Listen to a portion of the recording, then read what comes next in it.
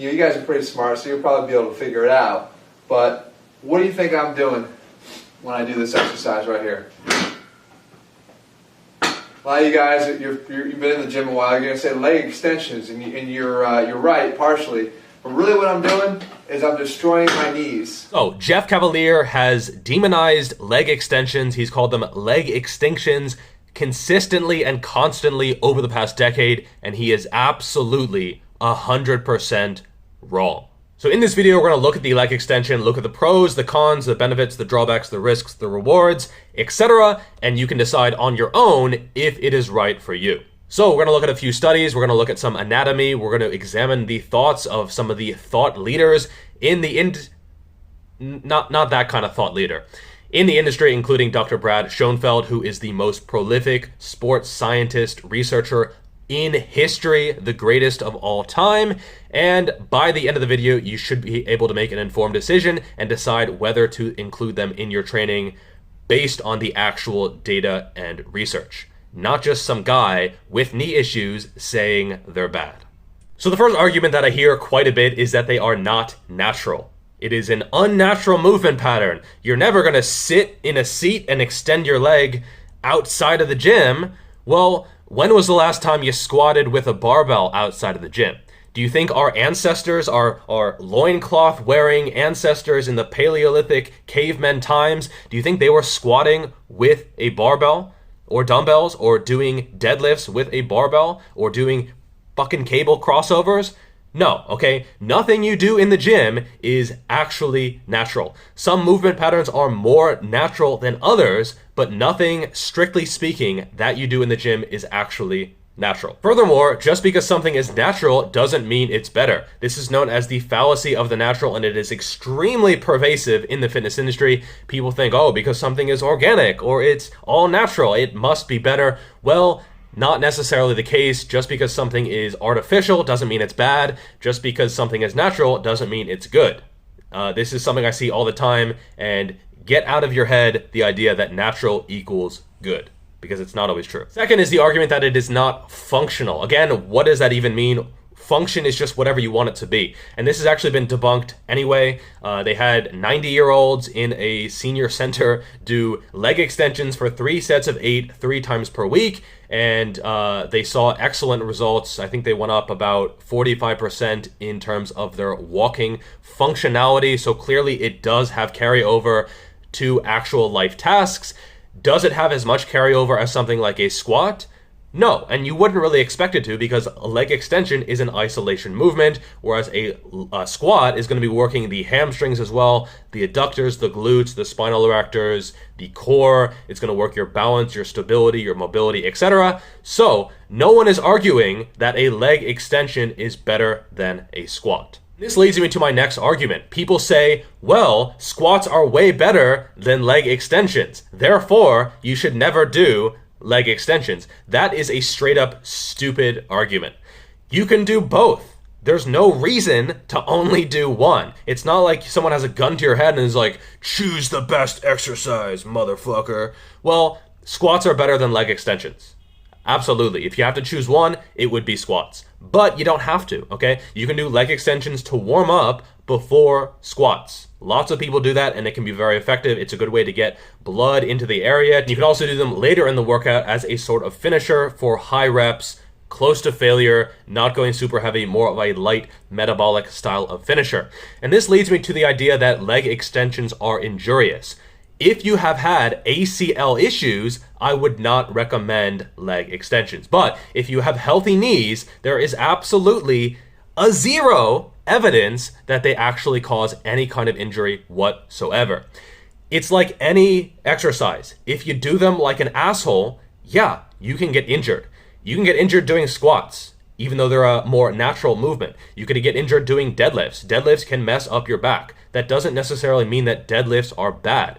You can get injured doing almost anything in the gym if you do it incorrectly. If you are too aggressive with the loading, if your technique is bad, if you do too much volume, if you just generally, don't think, don't use your brain, yeah, you can get injured doing leg extensions. Keep the weight light, do higher reps, control the movement. Don't do them like Tom Platz. Now push down, pump it, boom, boom, higher, bring it up.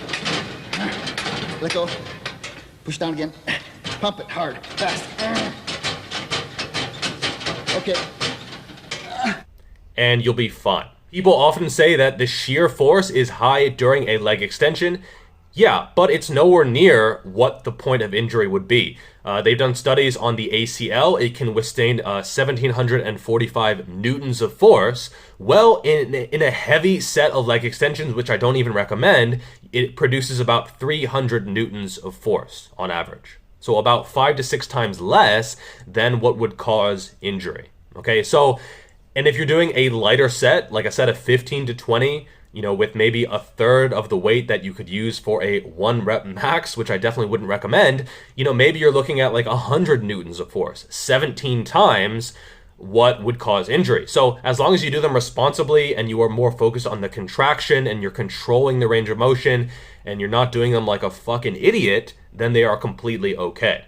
Another argument is that they are an isolation movement and you're only working the quads, you're not working the hamstrings at the same time, or the glutes or the adductors or whatever. And honestly, this is a bad argument as well. You see tons of people do lateral raises and you never ever hear the argument, well, you should be doing presses because presses also use the triceps and the traps and, they get the core involved as well. And therefore, you should never do lateral raises. That's a very, very similar argument that you never hear because the argument in the first place is not really a good one. Furthermore, they're actually kind of a nice complement to squats. In the top part of a squat, once you get past the sticking point, there is basically no resistance. If you're standing in the top part of the squat, just standing there with your legs, basically locked out, there is no tension on the quads or very, very minimal tension on the quads. You can quarter squat a shit ton more weight than you can full squat. However, in a leg extension, it is most difficult at the top. So you can use this movement to really complement squats well. And again, you don't have to choose one or the other. You can do both. And I think for most people, doing both is a pretty good option.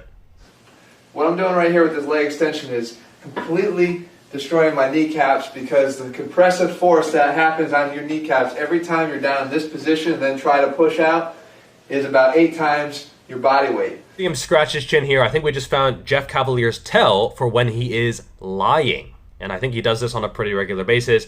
Granted, this video is 10 years old, but still.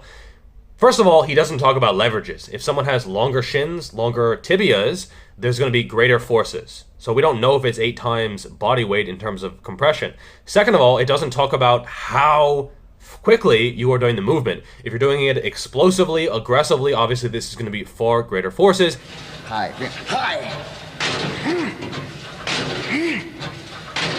Exaggerate every motion. Higher. And finally, he doesn't even talk about the weight that is being used. There's like a nondescript plate. We don't even know if that plate is real. Heck, given his history, it might even be fake. And so we don't know if this is heavily loaded, lightly loaded, or loaded at all. And these are all important when talking about how much forces are on the knee. And so, he can say it's 8 times forces, but that number is literally pulled out of nowhere.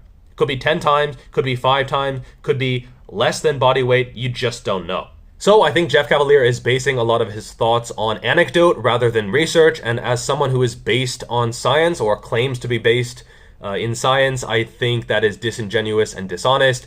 If someone has millions of fans and they are using their own personal experiences too much, I think that is not a good situation. And wherever possible, you should try to base your opinion on the research and what works for the majority of people, not just yourself or what doesn't work for yourself.